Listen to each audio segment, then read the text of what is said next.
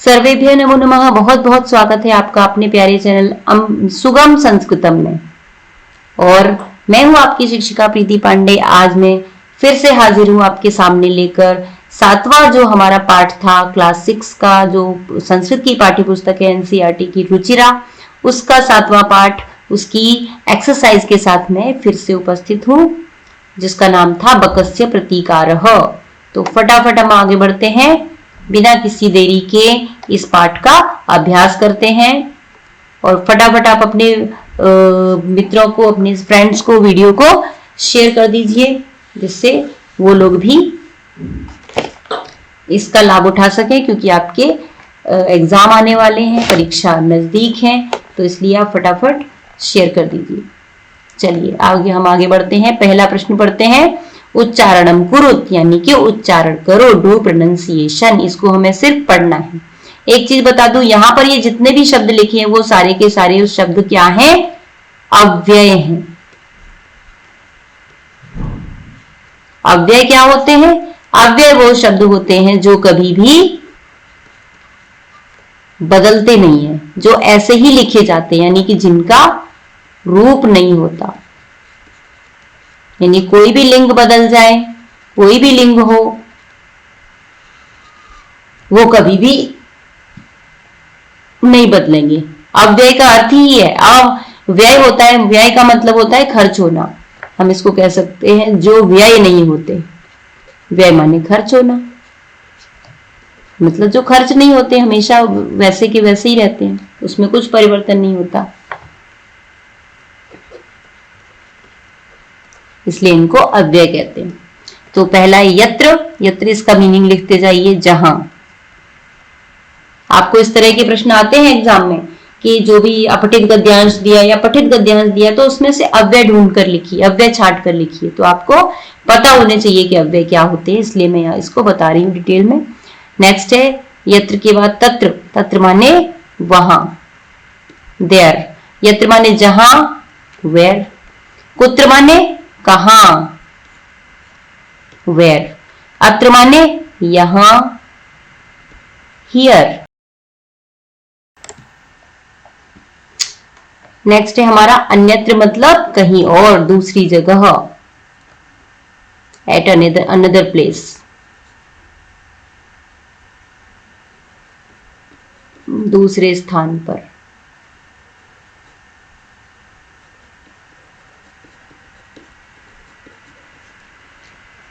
Next देखिए, यदा माने जब, व्हेन। तदा माने तब, देन। कदा माने कब, व्हेन। एकदा माने एक दिन या वंस, एक बार भी कह सकते हैं, एक दिन या एक बार, यानी कि वंस।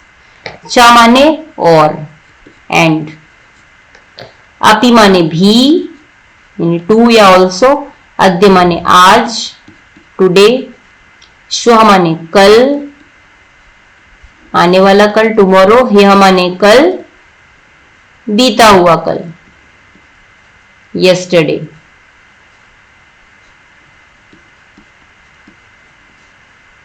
प्रातः माने सुबह, मॉर्निंग।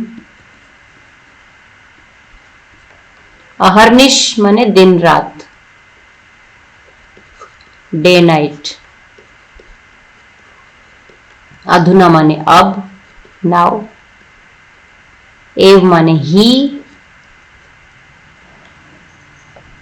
कुतः माने कहां से, फ्रॉम वेयर। सायं माने शाम को, इन द इवनिंग। ठीक है, तो ये है हमारे कुछ अव्यय जो हमने इस चैप्टर में पढ़े थे। आगे बढ़ते हैं। अगला प्रश्न, मंजूषातः उचितम अव्यय पदम चित्वा रिक्त स्थानम पूरयत। यानी यहाँ पे फिर से हमें कुछ अव्यय दिए गए हैं, जिनको हमें अब यहाँ पर फिल इन द ब्लैंक्स करना है। यानी जो ब्लैंक दिया है वहां पे हमें सही अर्थ के अकॉर्डिंग हमें सही अव्यय लिखना है। तो देखिए, अद्य माने आज होता है, अभी हमने पढ़ा ऊपर। अपि माने भी होता है। प्रातः माने सुबह होता है। कदा माने कब। सर्वदा माने हमेशा। और अधुना माने अब। अब देखिए इसका हम सेंटेंस को समझेंगे और उसके मीनिंग के अकॉर्डिंग इसका अर्थ लिखेंगे और इसको फिल इन द ब्लैंक्स करेंगे। भ्रमणम स्वास्थ्याय भवति, डैश भ्रमणम, भ्रमण माने भ्रमण करना या टहलना, वॉकिंग करना, स्वास्थ्याय माने स्वास्थ्य के लिए, हेल्थ के लिए, भवति होता है। तो कब टहलना स्वास्थ्य के लिए होता है? प्रातः, यानी सुबह सुबह टहलना, यानी मॉर्निंग वॉक। नेक्स्ट है डैश सत्यम वद, सच बोलो। ये तो हमने पहले ही सुना हुआ है, सर्वदा सत्यम वद, हमेशा सच बोलो, सर्वदा। नेक्स्ट है त्वम डैश मातुल गृहम गमिष्यसि, यानी तुम डैश मामा के घर जाओगे। अब यहाँ पे देखिए प्रश्नवाचक चिन्ह लगा हुआ है, तो यानी ये प्रश्न है और प्रश्नवाचक शब्द यहाँ पे एक ही दिख रहा है हमें, जो है कि कब, यानी तुम कब मामा के घर जाओगे, कदा। अगला प्रश्न है दिनेश विद्यालयम गच्छति, अहम डैश तेन सह गच्छामि। दिनेश विद्यालय जा रहा है, मैं उसके साथ जा रहा हूं, तो मैं भी, अपि, इसमें होगा अपि, अपि माने भी। नेक्स्ट है डैश विज्ञानस्य युगः अस्ति, अब विज्ञान का युग है, नाउ। और लास्ट है डैश रविवासरः अस्ति, आज रविवार है, आज को कहते हैं अद्य। नेक्स्ट है अधोलिखितानां प्रश्नानां उत्तरम लिखत, नीचे दिए गए प्रश्नों के उत्तर लिखिए। तो इसके जो उत्तर है वो नहीं लिखा कि एक शब्द में लिखने या पूरे वाक्य में लिखने हैं, इसलिए हम इसको पूरे वाक्य में ही देखेंगे, क्योंकि एक शब्द में तो आसान है। अगर आपको पूरे वाक्य में उत्तर लिखना आता है तो आप एक शब्द में तो आसानी से लिख सकते हैं। तो श्रृगालस्य मित्रम कः आसीत्, तो पूरा आंसर, श्रृगाल का मित्र कौन था? श्रृगालस्य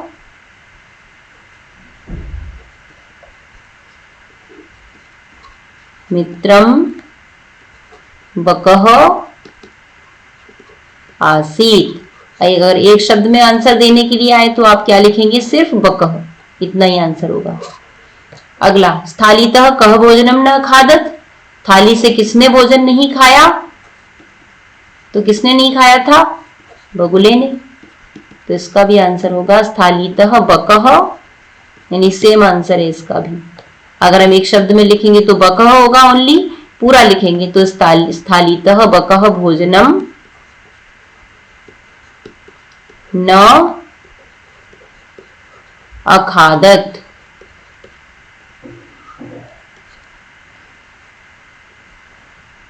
अगला बकः श्रृगालाय भोजने किम अयच्छत्, बगुले ने शियार को भोजन में क्या दिया? तो क्या दिया था उसने? खीर दी थी।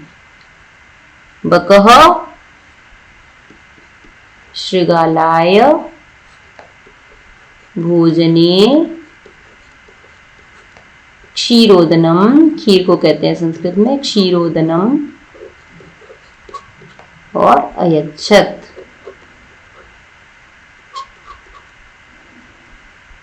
अयच्छत्। नेक्स्ट क्वेश्चन है श्रृगालस्य स्वभावः कीदृशः भवति, श्रृगाल का स्वभाव कैसा होता है?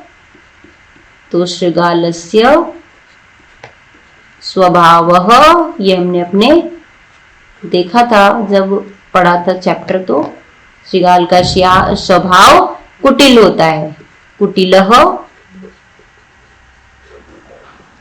भवति, यानी उसके मन में कुछ और मुंह पे कुछ और होता है। नेक्स्ट है पाठात् पदानि चित्वा अधोलिखितानां विलोम पदानि लिखत, पाठ से चुनकर हमें इसके जो शब्द दिए हैं उनके विलोम शब्द लिखने हैं, अपोजिट वर्ड लिखने हैं। शत्रु का मित्र ऑलरेडी लिखा हुआ है। नेक्स्ट है सुखदम, सुखदम का हो जाएगा दुखदम। दुर्व्यवहारः का सद्व्यवहारः। सायं का प्रातः। असमर्थः का समर्थः। शत्रुता का मित्रता, और अप्रसन्न का प्रसन्न। Very simple.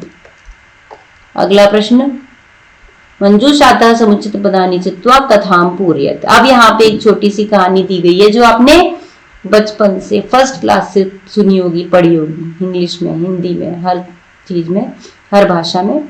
वही हम यहाँ पे संस्कृत में कहानी है, तो संस्कृत में है तो थोड़ा सा आपके लिए कठिन होगी। यहाँ पे हमें बॉक्स में शब्द दिए हुए हैं जिनका अर्थ मैं बता देती हूँ, जिससे कि आपको कहानी को पूरा करना आसान हो जाएगा। मनोरथई माने इच्छा से, मन की इच्छा। मनोरथई हो, बालकई हो, रामई हो, तृतीय बहुवचन है, ठीक है। पिपासिता माने प्यासा, थर्स्टी। उपाय माने उपाय, आइडिया, तरीका। स्वल्पम माने बहुत कम, वेरी लिटिल।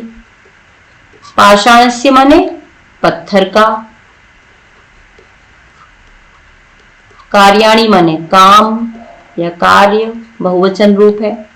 उपरि माने ऊपर, अव्यय है। संतुष्ट माने सेटिस्फाइड, संतुष्ट। संतुष्ट को हिंदी में भी संतुष्टि कहते हैं, इंग्लिश में लिख देती हूँ सेटिस्फाइड। पातुम माने पीने के लिए, टू ड्रिंक, पीने के लिए। इतस्ततः माने इधर उधर, हियर एंड देयर। कुत्रापि माने कहीं भी, मीन्स नोवेयर। अब देखिए, एकदा एकह काकह डैश आसीत, यानी एक दिन एक कौआ, पता है आपको, पिपासितः आसीत, प्यासा कौआ वाली सिंपल सी कहानी है। पिपासितः आसीत, प्यासा था। सह जलम पातुम डैश अभ्रमत, वह जल पीने के लिए घूम रहा था। कहां पे घूम रहा था? इधर उधर, इतस्ततः, यानी इधर उधर प्यास लगी थी और वो पानी की तलाश में इधर उधर घूम रहा था। परम डैश जलम न प्राप्नोति, लेकिन स्वल्पम, नहीं, लेकिन कुत्रापि, हाँ, कहीं भी उसको पानी नहीं मिला, कुत्रापि। नेक्स्ट है, अंते स एकम घटम अपश्यत, अंत में उसने एक घड़ा देखा। घटे डैश जलम आसीत, और घड़े में स्वल्पम जलम आसीत, बहुत कम पानी था, स्वल्पम। अतः सह जलम डैश असमर्थ अभवत, इसलिए वह जल पातुम, पीने में असमर्थ हो गया, यानी नहीं पी पाया जल। सह एकम डैश अचिंत्यत, उसने एक उपाय सोचा, उपायम।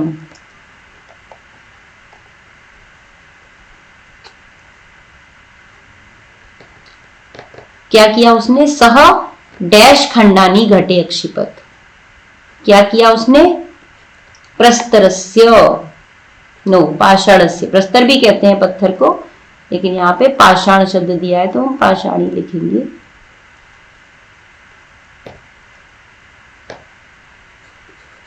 पाषाणस्य, उसने पत्थर के टुकड़ों को, खंडानी माने टुकड़ों को, घटे माने घड़े में, अक्षिपत माने डाला। एवं क्रमेण घटस्य जलम, और इस प्रकार धीरे धीरे क्या हुआ? घड़े का जल ऊपर ही आगच्छत, ऊपर आ गया। काकह जलम पीत्वा डैश अभवत, तो वह जल पी के संतुष्ट अभवत, संतुष्ट हो गया, सेटिस्फाइड हो गया। और परिश्रमेण एव कार्याणि माने काम, मेहनत करने से काम सफल होते हैं, सिद्ध्यंति माने सफल होते हैं, न तो मनोरथई हो, मन में इच्छा करने से नहीं। ये इस कहानी की शिक्षा थी। आगे बढ़ेंगे, तत्सम शब्दान लिखत, यानी संस्कृत के रूप लिखने हैं। ये जो शब्द दिए हैं उनके को संस्कृत में क्या कहते हैं वो लिखना है। पहला हमारा पहले लिखा हुआ ऑलरेडी, शियार माने, शियार को संस्कृत में कहते हैं श्रृगालः। नेक्स्ट है कौआ को कहेंगे हम काकः, अभी अभी हमने इसी स्टोरी में पढ़ा है। मक्खी को कहेंगे मक्षिका, बंदर को कहेंगे वानरः। बगुला को कहेंगे बकः, जो कि हमारी इस कहानी का एक कैरेक्टर था। चोंच को कहते हैं चंचू, ये भी हमने अपनी इसी कहानी में पढ़ा है। और नाक को कहेंगे नासिका। तो इस प्रकार से हमारे जो पूरे पाठ की जो एक्सरसाइज है वो पूरी हो गई, अभ्यास कार्य भी पूरा हो गया। और अब आपको अपने जो भी एग्जाम में आने वाले पाठ हैं उसको समझने में और उनको सॉल्व करने में आसानी होगी। उम्मीद करती हूँ सारे बच्चे वीडियो को देख रहे होंगे और संस्कृत को समझने में अपना लाभ उठा रहे होंगे और मेरी वीडियो से बहुत हेल्प मिल रही होगी आपकी। आपका बहुत बहुत धन्यवाद। इसी तरह अपने साथ साथ अपने दोस्तों को भी शेयर कीजिए वीडियो और उन चैनल को सब्सक्राइब करवाइए। जो भी देख रहे हैं, जो नए हैं बच्चे, वो भी चैनल को सब्सक्राइब करें और साथ ही में जो बेल आइकन है उसको भी प्रेस करें, जिससे जब भी मैं कोई नया वीडियो डालूं तो उसका नोटिफिकेशन आपको तुरंत मिल जाए। और फटाफट आप उस वीडियो को देखकर अपनी पढ़ाई को निरंतर जारी रख सकें और अपने संस्कृत पढ़ने में लाभ उठा सकें। फिर मिलेंगे हम अगले वीडियो में, तब तक के लिए मुझे इजाजत दीजिए, मुझे आज्ञा दीजिए। धन्यवाद।